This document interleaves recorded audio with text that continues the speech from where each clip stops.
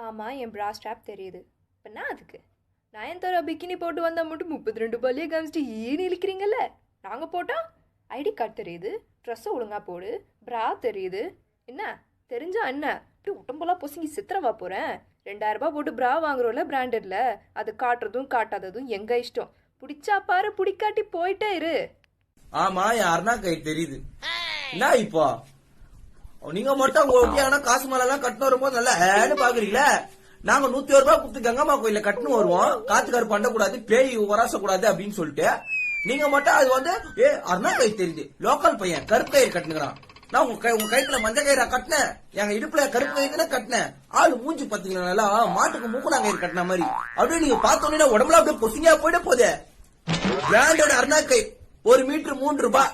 நீ தெரியற மாதிரி போடு, இல்ல தெரியாத மாதிரி போடு. ஆனா நீ ஊருக்கே தெரியற மாதிரி போட்ட நினைச்சிக்க, அதுவும் வாழ்க்கையே திருப்பி போடும்.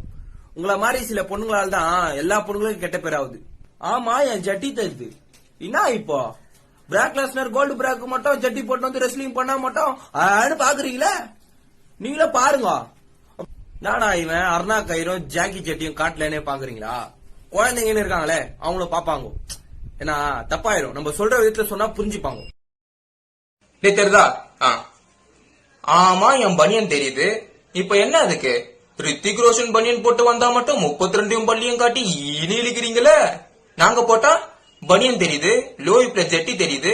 என்ன தெரிஞ்சா என்ன அப்படியே உடம்பெல்லாம் பொசுங்கி செத்துருவா போறோம். 200 ரூபா கொடுத்து ராம்ராஜ்ல ஜெட்டி பனியன் வாங்குறோம்ல, இது ஆனந்த் பனியன். 3 ரூபா என்ன? அத காட்டுறதும் காட்டாததும் எங்க இஷ்டம்.